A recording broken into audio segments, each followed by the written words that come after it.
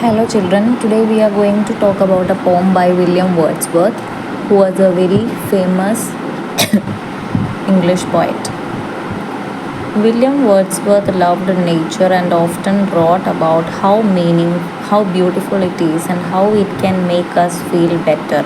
The poem we will read is called Lines Written in Early Spring. It talks about happiness, sadness, and nature. Reading the poem. So, first I will read the poem to you. This poem is given in the Kerala Reader English textbook. I hope you are looking into the chapter right now.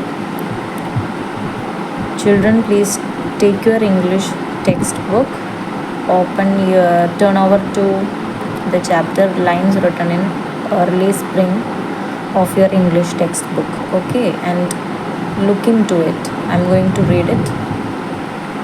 I heard 1,000 blended notes while in a grove I sat reclined, in that sweet mood when pleasant thoughts bring sad thoughts to the mind.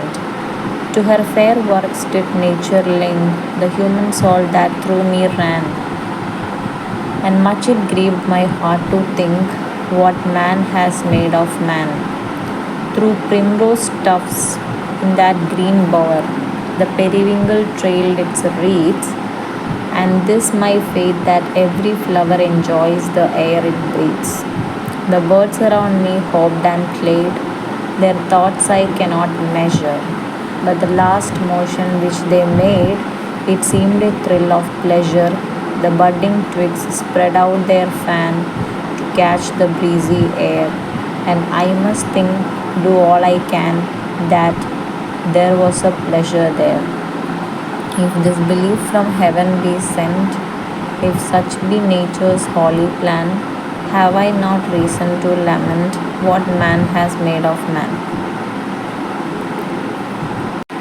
First, I would like to bring your attention to some important things in the poem.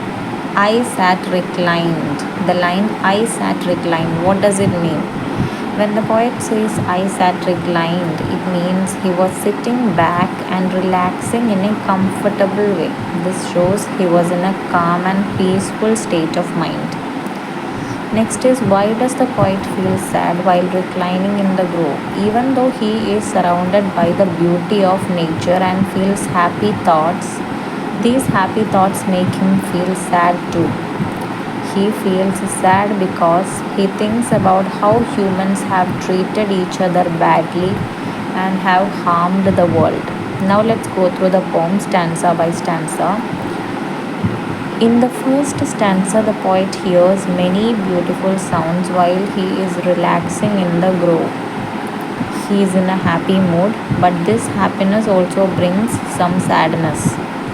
In the second stanza, nature is beautiful and connected to his soul, but he feels sad thinking about how humans have hurt each other and the world. In the third stanza, he sees flowers like primroses and periwinkles. He believes that every flower is happy just by being in the fresh air. In the fourth stanza, birds are hopping and playing around him. Even though he can't understand their thoughts, he believes that even their smallest movements show they are happy. In the fifth stanza, he sees twigs and branches spreading out to catch the air, and he believes there is pleasure in everything in nature. In the sixth stanza, if this happiness in nature is a gift from heaven, the poet wonders, should he not be sad about what humans have done to each other? In conclusion, poet William Wordsworth is showing us that nature is pure and full of happiness. However, humans have complicated lives and sometimes do things that hurt each other and the world. Poet finds joy in nature but also feels sorrow for the harm humans have caused. So, one activity which I can give you from this chapter is think, pair, share. Think about a time you felt happy and sad at the same time. Why do you feel that way? Share your thoughts with a partner. Let's discuss some of your experience as a class, experiences as a class. But by understanding the beauty of nature and thinking about how we treat each other, we can learn to appreciate the world around us and try to make it a better place. That's all. Thank you.